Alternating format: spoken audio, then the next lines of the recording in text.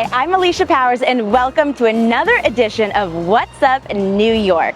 Sunday is Juneteenth, which marks the end of slavery in the U.S. On today's episode, we'll show you what Juneteenth New York Festival is all about, and we'll explain the significance of Juneteenth in our city. Plus, a special on-the-call sports update and more. Juneteenth is now a federal holiday. President Biden signed a bill into law last year that gives federal workers a day off every year. But why is it significant? In the South, slavery continued even after the Emancipation Proclamation. And on June 19, 1865, federal troops arrived in Galveston, Texas to free the remaining slaves. And it came 2.5 years after President Lincoln signed the Emancipation Proclamation. For more than 150 years, African Americans celebrated Juneteenth. It picked up steam in the last decade with high-profile cases of racial injustice. New York City is a melting pot, widely considered the most diverse city in the world.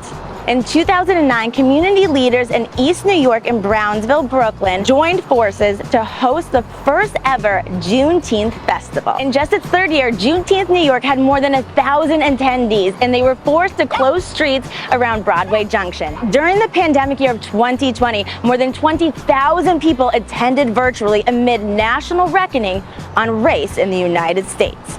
This year, the 13th annual Juneteenth New York Festival will be held all weekend long, beginning on Friday. This year, Juneteenth New York will feature a hybrid format across Brooklyn. Friday's celebrations on the federal holiday will be held virtually. Concerts and food markets from traditional African American vendors will commence Saturday at Linden Park in East New York and Sunday at Prospect Park in Park Slope. And now it's time for NY2C Trivia. What comes to mind when you hear this beat? They hate when you elevate. The second of losses, I'm handing them out, yeah, I had to go delegate. Do you know which New York City borough hip-hop was born in? None other than the Bronx. It is extremely rare to be able to trace the origins of an entire genre of music, but most historians agree that hip-hop was born in 1973 at a party in the Sedgwick Projects. Clive Campbell, who would later be known as DJ Kool Herc, took his records to his sister's party at 1520 Sedgwick Avenue and introduced everyone to a style of music that would change the game forever. Though the building has been recognized by the state office for its historic significance, the building goes unmarked to this day. It's still the same ordinary apartment building where hip-hop was born. Don't get hip-hop confused with rap music. Though rapping can be a component, it doesn't require it. The genre may incorporate other elements of hip-hop culture, including DJing, turntablism, scratching, beatboxing, and instrumental tracks. Some hip-hop stars that come out of the Bronx include icons like Grandmaster Flash, Swiss Beats, J-Lo, Cardi B, French Montana, Fat Joe, Grandmaster Cash, and Melly Mel. That's this week's trivia. I'm out.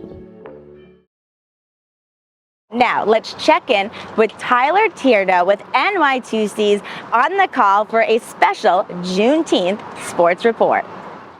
Thanks, Alicia. Today we will be looking at some of the sports icons in the Black community, and we'll be updating you on the latest New York sports action. Jackie Robinson broke Major League Baseball's color barrier in 1947 and ultimately finished as one of the game's most talented and storied players. As a member of the Brooklyn Dodgers, Robinson won the Rookie of the Year award in 1947, the National League MVP award in 1949, and was named an All-Star 6 times. His legacy stretches beyond baseball, though, working with non-profit organizations including the NAACP, living by the 9 values of courage, determination, commitment, persistence, integrity, justice, teamwork, citizenship, and excellence. The Jackie Robinson Rotunda was named in his honor at Citi Field, the home of the New York Mets. Arthur Ashe is a tennis legend and the namesake of Arthur Ashe Stadium in Flushing, Queens. He is the only black man to ever win at Wimbledon, the US Open, and the Australian Open.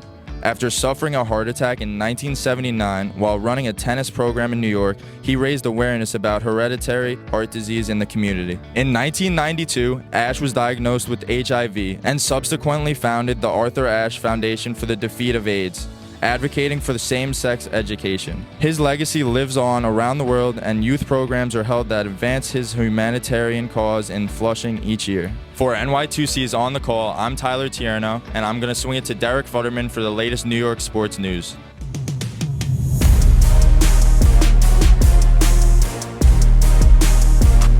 Thanks, Tyler. This week on NY2C.com, Rachel Vulcano explores sports and recreational activities at Brooklyn Bridge Park. And coming up later this week, an exclusive report with Rachel Lucier from Citi Field. On the New York sports calendar, the New York Mets return home to Citi Field for a weekend series against the Miami Marlins.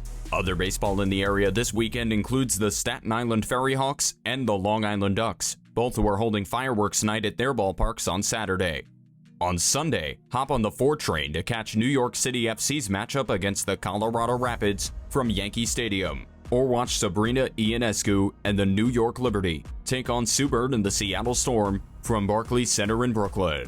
Across the Hudson, Red Bull Arena will host 2 soccer matchups. On Saturday, the New York Red Bulls welcome Toronto FC for a 7 p.m. matchup. The next day, New Jersey-New York Gotham FC hosts the San Diego Wave at 4 p.m. With your sports update for NY2C's On the Call, I'm Derek Futterman. Be sure to check out NY2C.com for all the latest sports content, and we'll see you for another update next week. That's a wrap on today's episode of What's Up New York. If you are celebrating Juneteenth, send us your photos and videos via NY2C's Facebook or Instagram. We'd love to see them and feature them on our page. I'm Alicia Powers, and I'll see you next Thursday on NY2C.com.